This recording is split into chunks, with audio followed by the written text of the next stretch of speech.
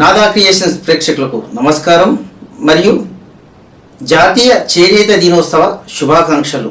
నేను మీ కొత్తపల్లి విశ్వనాథ్. చేనేత కార్మికులు, పద్మశాలీలు కీలక పాత్ర పోషించారు. విదేశీ వస్తు బహిష్కరణ, స్వదేశీ వస్తు వాడాలనే ఉద్దేశంతో, లక్ష్యంతో ఉద్యమాన్ని మొదలుపెట్టారు.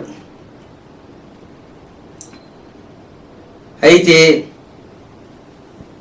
పద్మశాలి అంటే పద్మం అంటే కమలం, శాలి అంటే నేయటం.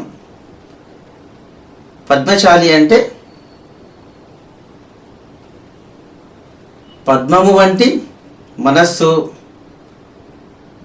పద్మము వంటి గుణము కలవారని అర్థం. పద్మములు నీటి బురదలో, నీటి గుంటలో పుట్టినప్పటికీ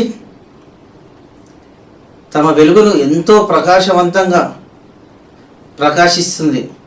అదేవిధంగా ఈ పద్మశాలీలు కూడా తమ ప్రతిభతో ప్రకాశిస్తున్నారు. అయితే పద్మశాలీలు అంటే ప్రకాశించడం, ప్రతిభతో వెలుగును పంచడం అని అర్థం. అయితే ఈ పద్మశాలి చేనేత మూలం గురించి మనం పూర్తిగా తెలుసుకోవాలంటే పురాణాల్లోకి లోతుగా వెళ్ళాల్సిందే. పూర్వం భృగు మహర్షి అనే మహర్షి, అయితే ఆ మహర్షులలో పుట్టిన మొదటి మహర్షి పద్మశాలీల వంశ మూలపురుషుడు. ఆయన భార్య ఖ్యాతీదేవి. వారికి 2 కుమారులు, దాత విధాత. ఒక కుమార్తె శ్రీ. దాత కుమారుడు మృకండ మహర్షి, ఇతడి భార్య అరుధ్యాతి. అయితే మృకండ మహర్షికి సంతానం లేకపోవడంతో మృకండ మహర్షి కాశీలో 2 శివలింగాలను ప్రతిష్ఠ చేసి శివుడి గురించి ఘోర తపస్సును ఆచరించాడు. మృకండ మహర్షి తపస్సునకు మెచ్చిన ఆ కాశీ విశ్వనాథుడు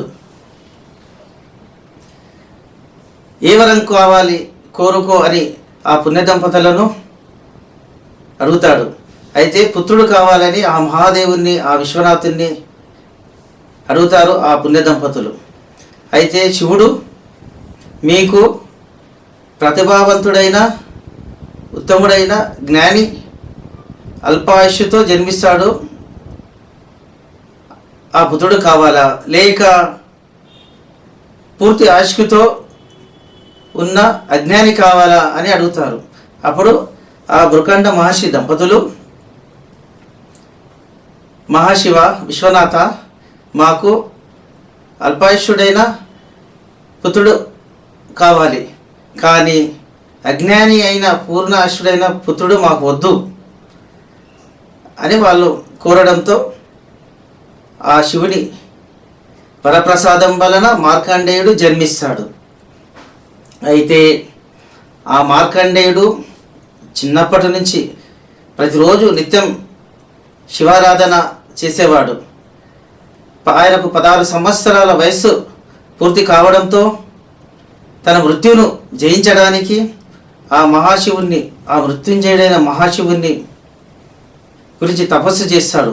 మార్కండేయుడి తపస్సుని మెచ్చిన ఆ మహాశివుడు అతనికి చిరంజీవిగా పూర్తి ఆయుష్ను ప్రసాదిస్తాడు. అంతేకాకుండా మార్కండేయుడి తపమును మెచ్చిన ఆ మహాశివుడు అతడికి అగ్నికుండంలో నుంచి సాక్షాత్తు ఆ శ్రీ మహావిష్ణువే భవానా ఋషిగా జన్మిస్తాడు. అయితే ఆ భవానా ఋషి భద్రావతి అనే కన్యను పెళ్లి చేసుకుంటాడు. భద్రావతి సూర్యుడి కుమార్తె సాక్షాత్తు ఆ శ్రీ మహాలక్ష్మియే భద్రావతిగా జన్మిస్తుంది. వారికి 101 మంది సంతానం. అయితే ఆ 101 మంది సంతానమే నేడు పద్మశాలి వంశములుగా పద్మశాలీయులుగా విస్తరించారు. ఇంతటి గొప్ప చరిత్ర పద్మశాలీలకు ఉన్నది. అయితే ఇంకో విషయం ఏమిటంటే, భావనా ఋషి బ్రహ్మపుత్రుడు, భద్రావతి సూర్యుని పుత్రిక. అయితే సాక్షాత్తు ఆ పద్మావతీదేవి మహాలక్ష్మియే వెంకటేశ్వరుణ్ణి వివాహం చేసుకుంది. కాబట్టి శ్రీ మహాలక్ష్మిని పద్మశాలీలు తమ ఆడపడుచుగా ఇప్పటికీ వైష్ణవ క్షేత్రాల్లో ఆడపడుచు లాంఛనాలను సంప్రదాయంగా జరుపుతున్నారు. ఇంతటి ఘనచరిత్ర ఉన్న పద్మశాలీలు దేవతలకు ఇష్టమైన వారు, ప్రీతిపాత్రులు. పద్మశాలీలు సిరికి పుట్టింటి వారుగాను, హరికి మెట్టింటి వారుగాను, పద్మావతీదేవికి ఆ శ్రీ మహాలక్ష్మికి ఒక ఆడపడుచుగా భావించి శ్రీ వైష్ణవ క్షేత్రాల్లో ఇప్పటికీ తమ ఆడపడుచు లాంఛనాలను సాంప్రదాయంగా జరుపుకోవడం విశేషం. బ్రహ్మకు పితృవంశంగాను, సూర్యుడికి మాతృవంశంగాను, బ్రహ్మకు సూర్యుడికి మనవళ్ళుగాను తమ వంశం ఎంతో ఖ్యాతి చెందింది.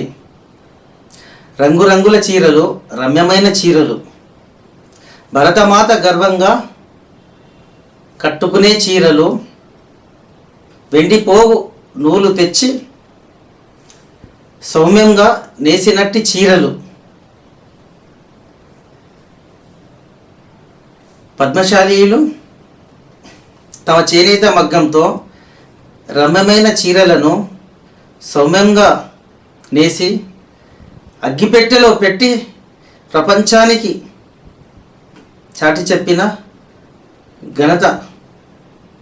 చేనేత మగ్గంతో అగ్గిపెట్టెపై ఇమిడే రమ్యమైన చీరను సౌమ్యంగా నేసి తమ ప్రతిభా నైపుణ్యానికి ప్రపంచానికి చాటి చెప్పారు. సర్వమానవాళి మానాలకు గుడ్డలను నేసి ఇచ్చి నాగరికతను నేర్పిన చేనేత కార్మికుల కష్టాలు కన్నీళ్ళ కలబోతగా సాగినవి. జై పద్మశాలి, జై నేతన్న. నమస్కారం.